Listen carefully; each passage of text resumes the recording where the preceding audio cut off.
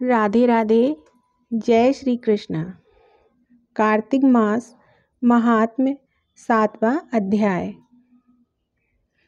नारद जी ने कहा, हे राजन, कार्तिक मास में व्रत करने वालों के नियमों को मैं संक्षेप में बतलाता हूँ, उसे आप सुनिए। व्रती को सब प्रकार के आमिष, मांस, उड़द, राई, खटाई तथा नशीली वस्तुओं का त्याग कर देना चाहिए। व्रती को दूसरे का अन्न ग्रहण नहीं करना चाहिए, किसी से द्वेष नहीं करना चाहिए और तीर्थ के अतिरिक्त अन्य कोई यात्रा नहीं करनी चाहिए। देवता, वेद, ब्राह्मण, गाय, व्रती नारी, राजा तथा गुरुजनों की निंदा भी नहीं करनी चाहिए। व्रती को दाल, तिल, पकवान व दान किया हुआ भोजन ग्रहण नहीं करना चाहिए। किसी की चुगली या निंदा भी नहीं करनी चाहिए। किसी भी जीव का मांस नहीं छूना चाहिए। पान, कत्था, चूना, नींबू, मसूर, बासी तथा जूठे अन्न का भी प्रयोग नहीं करना चाहिए। गाय, बकरी तथा भैंस के अतिरिक्त अन्य किसी पशु का दूध नहीं पीना चाहिए। कांस के पात्र में रखा हुआ पंचगव्य, बहुत छोटे घड़े का पानी तथा केवल अपने लिए ही पका हुआ अन्न प्रयोग करना चाहिए। कार्तिक माह का व्रत करने वाले मनुष्य को सदैव ब्रह्मचर्य का पालन करना चाहिए। उसे धरती पर सोना चाहिए और दिन के चौथे प्रहर में केवल एक बार पत्तल में भोजन करना चाहिए। व्रती कार्तिक माह में केवल नरक चतुर्दशी, जिसे छोटी दिवाली भी कहा जाता है, के दिन ही शरीर में तेल लगा सकता है। कार्तिक माह में व्रत करने वाले मनुष्य को सिंघाड़ा, प्याज, मट्ठा, गाजर, मूली, काशी फल, लौकी, तरबूज, इन वस्तुओं का प्रयोग बिल्कुल नहीं करना चाहिए। रजस्वला, चांडाल, पापी, म्लेच्छ, पतित, व्रतहीन, ब्राह्मण दोही और नास्तिकों से बातचीत नहीं करनी चाहिए।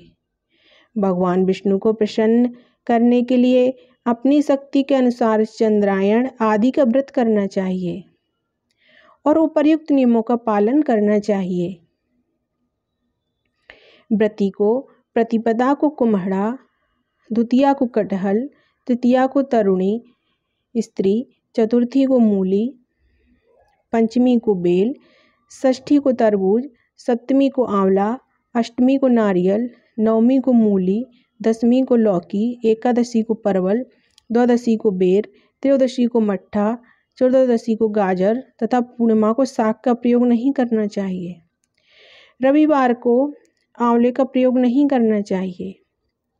कार्तिक माह में व्रत करने वाला मनुष्य यदि इन शाकों में से किसी शाक का सेवन करना चाहे तो पहले ब्राह्मण को देखकर ग्रहण करे। यही विधान माघ माह के व्रत के लिए भी है। देवोत्थान एकादशी में पहले कही गई विधि के अनुसार नृत्य, जागरण, गायन, वादन आदि करना चाहिए। इसको विधि पूर्वक करने वाले मनुष्य को देखकर यमदूत ऐसे भाग जाते हैं जैसे सिंह की गर्जना से हाथी भाग जाते हैं। कार्तिक माह का व्रत सभी व्रतों में श्रेष्ठ है। इसके अतिरिक्त जितने भी व्रत यज्ञ हैं वह 1000 की संख्या में किए जाने पर भी इसकी तुलना नहीं कर सकते, क्योंकि यज्ञ करने वाले मनुष्य को सीधा वैकुंठ की प्राप्ति होती है। जिस प्रकार राजा की रक्षा उसके अंगरक्षक करते हैं, उसी प्रकार कार्तिक माह का व्रत करने वाले की रक्षा भगवान विष्णु की आज्ञा से इंद्रादि देवता करते हैं। व्रती मनुष्य जहाँ कहीं भी रहता है वहीं पर उसकी पूजा होती है, उसका यश फैलता है। उसके निवास स्थान पर भूत पिशाच आदि कोई भी नहीं रह पाते।